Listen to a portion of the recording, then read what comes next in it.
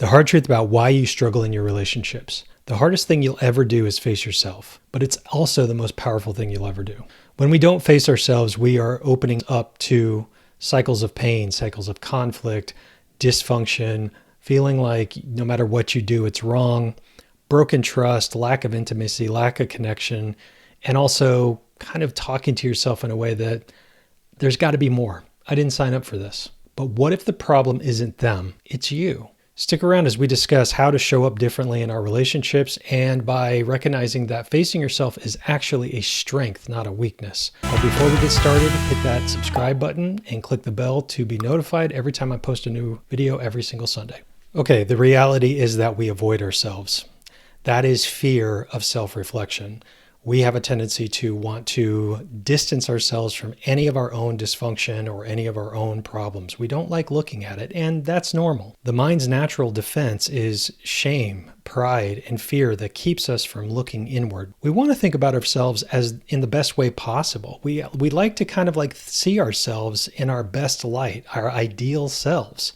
And so we want to protect and hide away any of our insecurities or flaws from other people. We feel exposed by the dysfunctional parts of us, and we don't like to be vulnerable to them. So we refuse to look at our insecurities. We may know what they are, but we don't want to look at them. And especially, we don't like it when other people can notice those. So we stay in denial. We try to distance ourselves from it and kind of like deny that that's actually happening. We try to deflect. We try to do all of these things as a way to kind of protect our own ego and our own sense of self. But there is a cost to these reactive patterns. And the cost is you actually create the very things that you don't want in your relationships: distance, resentment, anger, and hurt. Because your defensiveness won't let you look at yourself, when your partner has a problem, you have a tendency to blame your partner or turn the problem around on them and bring things up that they've done in the past with a bunch of whataboutisms. Or your avoidance or indifference gives them the message that you don't care about how they feel. You put their feelings down, or you argue whether or not how they feel is valid. You act more like a lawyer litigating evidence than you do their partner, who just simply wants to be heard and validated, and they want to feel like you have their best interests in mind. Or your stonewalling makes them feel abandoned and rejected. You might say things like, well, this is just how I am, or she's the one with the problem, or I've already tried everything. I've tried changing. I've gone to therapy. I've read the books. No matter how much I do for her, she can't be pleased. All of that is just creating more and more problems for yourself and for your partner, and will end up sinking your relationship. Taking responsibility makes you a leader in your own life. What's weak is when you act like the victim, when you blame your problems on other people and you make yourself out to be like the victim of what they're doing to you, when in reality, you're the one who's creating the very problems that you're complaining about. Self-ownership is relational power. The moment you stop blaming others and making excuses, you regain control over your life and you start creating and crafting how you want your life to go. One of the biggest mistakes that I see in relationships is not appreciating or even understanding reciprocity. So let's just imagine that the two of you are tied together by a rope. What you do affects your partner. What your partner does affects you. Reciprocity means that it is in your best interest that you recognize your own impact on your relationship and on your partner, just as much as you want your partner to do the same. And when you're in a relationship, you can't escape that. Your partner is frustrated by something that you're doing. It's in your best interest to sit up and pay attention to what that is, rather than to get defensive, argumentative, and shut down while you're getting yourself into a victim mentality that I've done nothing wrong and she's actually the bad guy. Ask yourself this question. When I'm frustrated with my partner, how do I want her to act? Do I want her to listen to me? Do I want her to pay attention to me? Do I want her to validate my concerns and frustrations? Do I want her to apologize or maybe take responsibility for how she's negatively affecting me? Yes. If the answer to that is yes, then that's exactly how you have to act when she's frustrated with something. It's also absolutely imperative that you understand that when you act terrible in some way or another to your partner and she's having a reaction to what you're doing, you take responsibility for your own behavior and how it's negatively impacting it. I cannot tell you how many times I've witnessed somebody actively doing something, saying something, hurting their partner's feelings, and they are having a normal, healthy reaction to that behavior.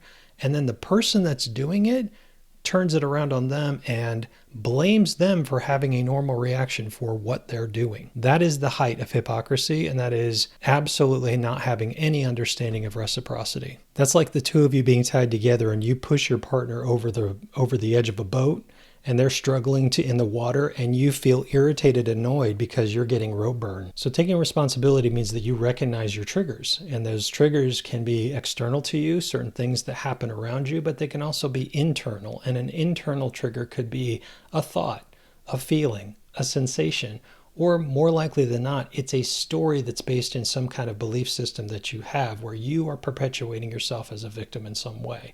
Like, she always does this to me. She's never satisfied. No matter what I do, it's wrong. These triggers are signals of unresolved wounds in you. So it's not up to your partner to dance around your triggers. It's up to you to acknowledge those triggers and to learn to solve those problems, to heal those wounds. A question that you can ask yourself in that moment is, what is this reaction trying to show me about myself? Taking responsibility also means that self-awareness is far more powerful than control. Trying to control your partner so you feel loved and safe is surely a losing battle. No one wants to be controlled. So you have to develop an awareness of your own fears, wants, and needs, and recognize how you are trying to use fear and domination or stonewalling as a way to control your partner to get what you want. It will never work, and it actually ends up creating dysfunction in the relationship far faster than it creates any degree of connection.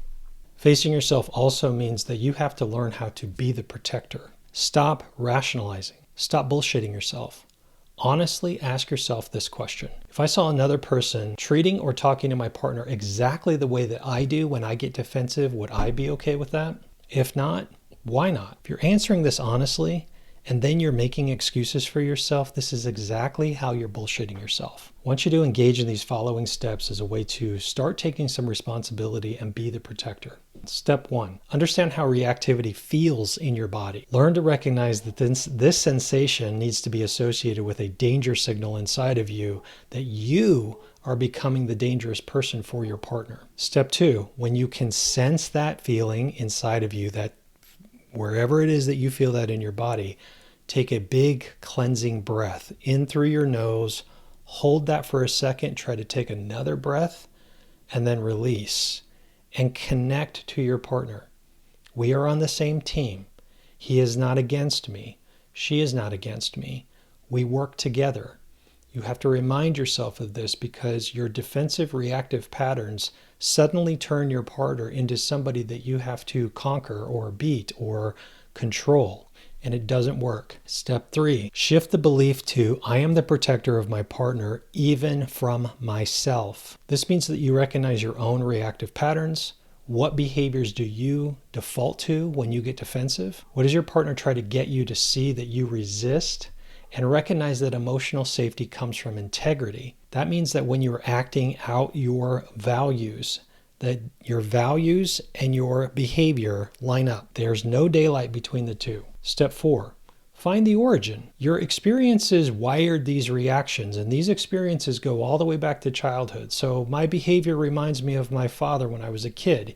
He was domineering and he would talk down to me and he would get very defensive. He wouldn't listen to any reason or seem to care about how I felt. Or my mother was critical and she nitpicked me. She would blow me off and tell me that what I was feeling was unimportant or that I was being too sensitive. Or when my father was angry with me, he would stop talking to me for days at a time and treat me like I wasn't even in the room. Recognizing that connection to your history is extremely important because what we tend to do is we just repeat patterns. Step 5, challenge and rewire the pattern. You can't be good at anything you weren't taught or shown. You actually just repeat what you were taught or shown, especially in your relationships. If you grew up in dysfunction and were raised by immature and dysregulated adults, this is all you know about relationships. So you must build the skills to mature yourself into a healthy adult who is capable of love. Love is a skill. And this is where my program comes in, and the links are below in this video. So what happens when you do the work? Because of reciprocity, when you start to shift, your whole relationship starts to shift. Or when you shift, you become a safer person, and your partner doesn't do any kind of work, it starts to highlight the dysfunction of the relationship far more, and it starts to bring to light the dysfunction of your partner. When you both decide to do the work, and you both take responsibility for yourselves, and you both have the courage to face your own patterns, then the relationship starts to fire on all cylinders. The result of this is a real-life impact of far more trust, far more deeper connection, and the respect that you've been craving, along with less conflict, more intimacy, and far more passion. Just a reminder, the courage to face yourself is the courage to become who you were meant to be. So what's one pattern that you've heard in this video that you know is holding you and your relationship back? Are you ready to break these dysfunctional patterns for good, save your relationship, and learn the skills to grow into a mature and healthy adult? Take the next step. There's a link in the description of this video below to schedule the discovery call with me. Remember, you can keep running or you can turn and face it. And when you do, you're going to recognize that you're far stronger than you ever thought. For more information on how to build secure attachments and leave your insecure and avoidant attachments behind, watch this video next.